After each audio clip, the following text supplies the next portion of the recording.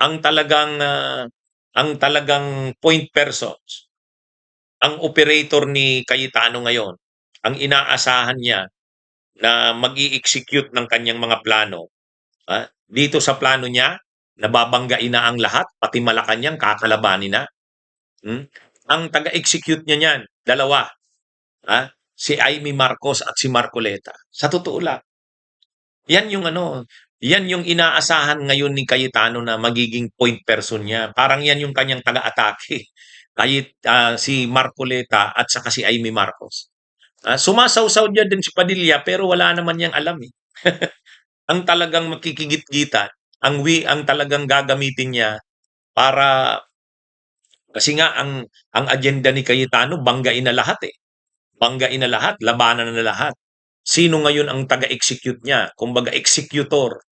Oh, ito na si Marcoleta at saka si Amy Marcos. Yan yun. Yan yun. Makikita natin, tingnan nyo, sa June 4, sisimula na ni Marcoleta. Magpapatawag na daw ng Blue Ribbon Committee hearing. June 4, inanunsyo yan kahapon ni Cayetano. Sa June 4, may binuong subcommittee on flood control. Ibig sabihin, yung ginagawa ni Lacson na investigasyon sa flood control, si Marcoleta na ang magsasagawa.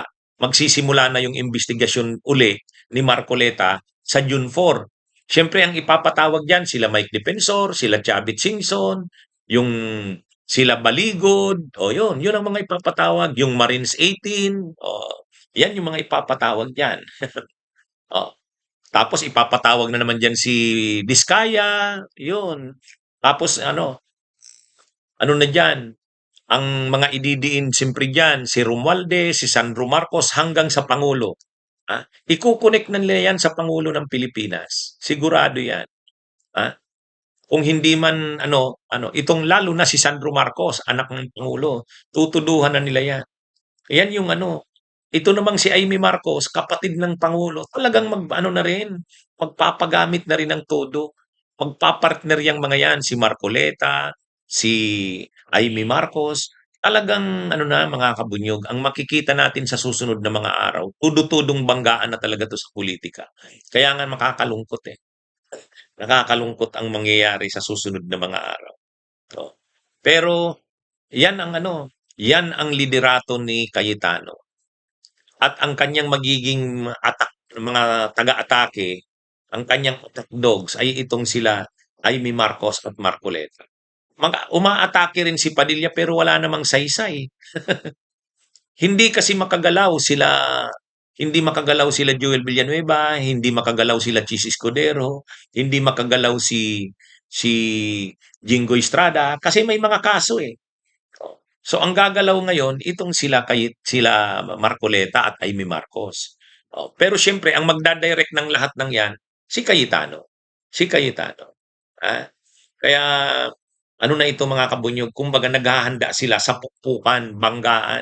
Kaya itong susunod na mga araw, hindi huhupa ang tensyon sa politika, lalo na sa Senado. Lalong titindi. Iyan ang nakikita ko diyan. Ang malungkot dito, yung Senado na kagalang-galang dati, ngayon wala na. Hindi na kagalang-galang 'tong Senadong ito. Willing si Cayetanong durugin ang Senado. Ibig sabihin, kahit masira pa ng todo ang reputasyon ng Senado, wala siyang pakialam. Wala na siyang pakialam. Hindi na nila iniisip 'yan. Hmm. Nagwawala na. Kumbaga nagwawala na ang grupo ni Cayetano, desperado na eh. Lalabanan na nila lahat. Yan yung mangyayari. Ako nakikita ko yung ganyang senaryo sa susunod na mga araw. Hmm. Kaya ang tanong ngayon ay ito bang mga senador na kasamahan nila? Hmm? Sa mayorya, willing sila na ganyan na ang mangyari sa Senado, wala nang nagagawa, talagang nakikipaglaban na. Ah, Tayo naman, tama naman yung kumukontra ka sa mali. Hmm? Pero hindi ganyan na pero ang isang maganda rin dito mga kabunyog, ang isang maganda rin, si PBBM, si Pangulong Marcos, medyo palaban na rin eh. Nung in-interview siya ng media, sinabi niya, hindi, naaano daw siya sa Senado ngayon, sabi ni PBBM. Ibang-iba na daw ang Senado ngayon, ang layo na. Bakit daw umabot na sa ganito kababaw ang Senado? Hmm, bakit daw ganito na? Nung panahon daw nila, at least nung panahon niya, sabi niya naging senador siya eh. Ah, Hindi naman daw ganyan ang Senado. Umabanat na rin si PBBM, ano? Umabanat na rin si Pangulong Marcos. At umabot pa daw sa punto na peke yung putukan. Galing kay Pangulong Marcos din yun. Sinabihan niya rin yung kapatid niya, si Amy Marcos. Isisanti mo yung staff mo. Nagdadala sa'yo ng fake news, nasisira ka. Mga matitindi na rin yung bira ni PBBM nung isang araw kontra sa Senado eh. Ha? Parang si ano na rin eh, parang si naturuan na yata ni Yussi Claire Castro eh. Tama yun. Actually, sa part ng Pangulong Marcos at sa part ng administrasyon, talaga dapat pumalag na, labanan na ng administrasyon itong mga pinagagawang ito. Ang administrasyon lang ang may kapangyarihan para durugin yung grupo na yan nila Cayetano. Kaya dapat gawin na yan. Gawin na yan. Tama yon. Yung mga binitiwan na mga pananalita ng Pangulo ng Pilipinas, makahulugan yon. Sabi ng Pangulo ng Pilipinas, napo-frustrate siya sa Senado ngayon. Sobra ng babaw. Buti nga hindi niya ginamit yung term na sobrang baba. Buti hindi ganun yung ginamit na term ni PBBM. Nalulungkot daw siya sa Senado ngayon kasi sobrang baba. Magagalit lalo sa kanya ngayon yan si Amy Marcos kapag sinabi niyang sobrang baba. Buti ang ginamit niya, sobrang babaw. Sabi niya sobrang babaw. Masyadong shallow na daw ang Senado ngayon. Yun, matindi yung mga statements niya na yun. Umabot na daw sa punto na ang Senado ay umiimbento na. Imaginein mo, yung putukan, peke pala. O yun. At saka si Amy Marcos, naniniwala na sa fake news. Kaya sabi niya, sisantihin mo na yung staff mo. Di ba? Kaya ito mga kabunyog? Sa tingin ko sa susunod na mga araw, ang Malacanang hindi hahayaan ng Malacanang na ganito ang mangyari sa Senado. Kasi magugulo na talaga ang bansa natin. Ang gagawin talaga ni Cayetano, habang si Cayetano ang Pangulo ng Senado, kaguluhan ang daladala. Kaya ang tawag diyan hindi Cayetano, kagulo. Kagulo. Ang mangyayari sa bansa natin, kagulo. Ano yan mga kabunyo? Ito na ang tiyang sila Marcoleta, sila Amy Marcos, wala yang pakialam katulad din yan ni Cayetano. Ano naman kung magkagulo ang Senado, ano kung magkagulo ang bansa? Laban, ganun sila.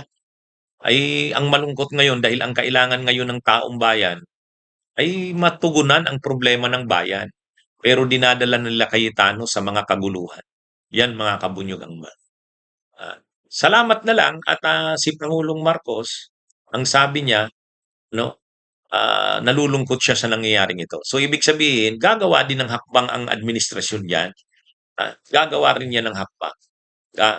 At sa tingin ko, sabi nga ni Senador Ping Lacson, sana naman maliwanagan ng isip yung kanilang mga kasamahang senador, lalo yung nasa mayorya, na lumipat na para mapalitan na si Cayetano. Yan ang aabangan natin. Okay, mga kabunyog, mga kababayan, magandang araw sa inyo lahat.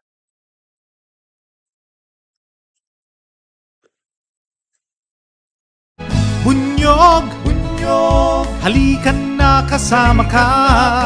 Bunyog, kapag buklod ay may pag-asa. Luzon, Visayas, Mindanao, isa ang pananaw. Sa bagong Pilipinas ang bunyog isisigaw. Bunyog.